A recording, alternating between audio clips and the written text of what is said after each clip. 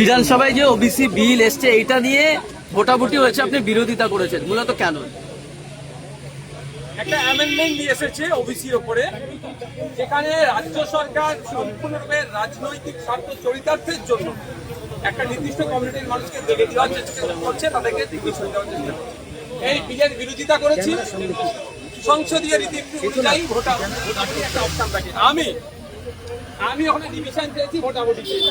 সেই ভোটাভুটিতে আমরা দেখলাম অদ্ভুতভাবে তৃণমূলের একটা অংশ ভোটাভুটিতে অংশগ্রহণ না করে তারা ওয়াক আউট করলেন। আমরা এই বিলের বিরুদ্ধে ভোট দিয়েছি। এই বিলকে প্রত্যাহার করা, এই অ্যামেন্ডমেন্টকে প্রত্যাহারের কথা বলছি। আপনি কি চাইছেন? আমাদের অবস্থাটা clear. West Bengal commission for backward class যে আইন 1993 আছে, সেই আইনকে মান্যতা দিয়ে সার্ভে করে সায়েন্টিফিক ওয়েতে জাত ধর্ম বর্ণ ঊর্ধ্বে গিয়ে, সে হিন্দু ওবিসি হতে পারে, মুসলিম ওবিসি হতে পারে, খ্রিস্টান ওবিসি হতে পারে, যে কেউ হতে পারে, তাদেরকে ইনক্লুড করা হোক। তা না করে তড়িঘড়ি অলরেডি যেটা সুপ্রিম কোর্টে মামলা চলছে এখনো শেষ হয়নি, এখানে অ্যামেন্ডমেন্ট নিয়ে এসে তাদেরকে বার করে দেওয়ার একটা জায়গায় চক্রান্ত করে আমরা দেখছি। তা শুধু তাই নয়, এখানে অ্যাডমিনিস্ট্রেটিভ পাওয়ারটাকে বেশি করে দেওয়া হচ্ছে। বেশ কিছু বিষয়ে অমিট করা হয়েছে সেকশনকে, শিডিউল 1 and 3 কে অমিট করে দেওয়া হচ্ছে। এই 1 and 3 কে অমিট করে দিলে যে এই শিডিউলের মধ্যে কারা আছে, কারা জাতিগোষ্ঠী আছে, সেইগুলোকে তার চিহ্নিত করা হতোই, এই শিডিউলের আন্ডারে ছিল। সেগুলোকে করে দেওয়া মানে এটাই যে আগামী দিনে আইনি চ্যালেঞ্জ করতে গেলে সেই জায়গাটাও দুর্বল করা হচ্ছে।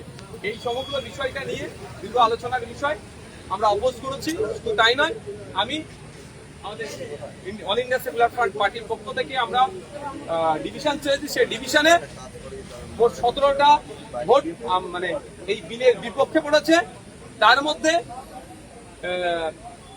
মমতাপন্থী যে তৃণমূল এখন আছে তাদের কিছু ভোট পড়েছে, আমার সাথে ভোট দিয়েছে।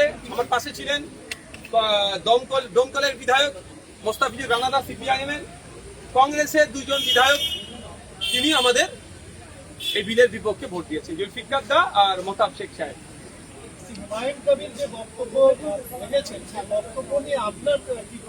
অনেক আগে আমি এই ধরনের বক্তব্যের বিরোধিতা করেছি। আমি কোনোদিন অফেন্সিভ বক্তব্য দিইনি, আর কোনো বক্তব্যকে আমি প্রমোট করিনি বা তাকে সমর্থন জানাইনি।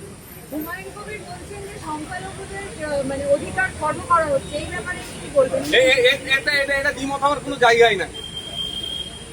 কিন্তু সংখ্যালঘুদের অধিকার খর্ব করা হচ্ছে মানে রাগ হচ্ছে, রাগের জ্বালা মিটাবার জন্য 4টে গরম গরম কথা বললে অধিকার ফিরে আসবে না। সায়েন্টিফিক হতে যেতে হবে, নির্দিষ্ট পরিকল্পনা করে এগোতে হবে। কোন জায়গা থেকে অধিকার কাটছে সেই অধিকারটা না কাটতে পারে, তার জন্য অ্যান্টিডট কি আছে। 4টে গরম কথা বললে অধিকার ফিরে চলে আসবে না। হুমায়ুন কবির বলছেন যে আমি মুসলমানদের সাথে নিয়ে রাস্তায় নেমে সেটা ভেঙে দেবো, এই শব্দটাকে, এই বাক্যটাকে আপনি কি সমর্থন করছেন? সমর্থন করতে পারি না। 1 নম্বর কথা। 2 নম্বর কথা, মুসলমানদের কেন ঢুকাচ্ছেন? ওনার দলটা কি শুধু মুসলমানদের জন্য তৈরি আছে?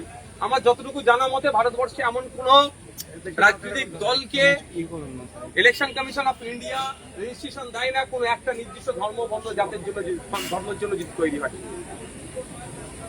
তাহলে কি একটা সম্প্রদায়কে উনি একেবারে অন্যায় কাজের দিকে উদ্বুদ্ধ করছেন? সেই মমতা ব্যানার্জির দলে তো মানে মমতা ব্যানার্জির কথা মনে পড়ে যাচ্ছে। সেই কোনো না কোনো একটা যেন টান হচ্ছে, এটা আমি পক্ষ দিতে পারছি না, বিরুদ্ধে আমি।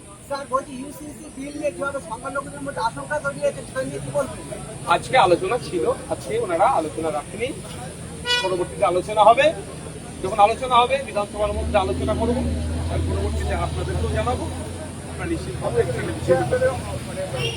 আমরা এর বিরুদ্ধে ইউসিসি নামিয়ে যে চালানোর চেষ্টাদের বিরুদ্ধে আমি 2টো ডেটা দেবো, 2টো প্রশ্ন তুলে দিচ্ছি।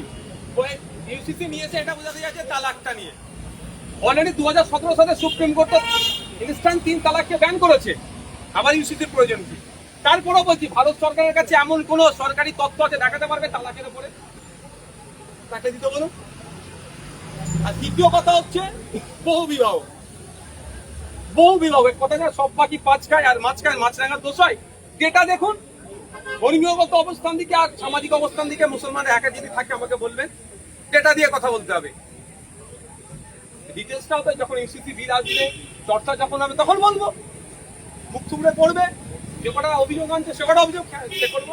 3 নম্বর কথা বলি, যে বলা হচ্ছে মুসলিম মহিলাদেরকে নাকি, মুসলিম পার্টিকুলার নয়, মহিলাদেরকে নাকি করা হবে, সম্পত্তি সমান ভাগ দেওয়া হবে। আমি একটু বলে দিই, মুসলিম মহিলা 4 টাইমস বেনিফিট পায় সম্পত্তি থেকে, as daughter, as wife, as mother, as sister, 4 times মুসলিম ধর্মীয় রীতি অনুযায়ী তারা বেনিফিট পেতে পারে।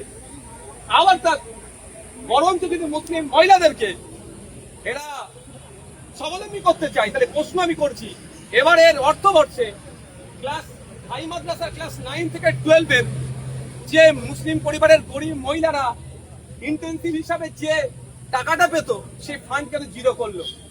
এটা তো সরকারকে উত্তর দিতে হবে। সুতরাং আলোচনা আছে, আলোচনা হাউসের মধ্যে হবে, যখন বিলটা আসবে আপনারা লাইভ দেখতে পাবেন, পরবর্তী প্রশ্ন করবেন। টাডা আর যে ধরনের গুলো আছে, যেগুলো ছিল, যে কাজে ব্যবহার হচ্ছে এটাই সে কাজে ব্যবহার, বড় অপোজ করবো।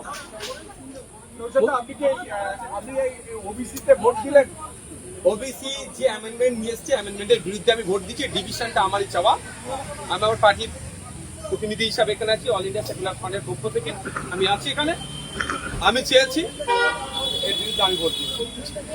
বলছি যে হুমায়ুন কবিরের বক্তব্যের উপর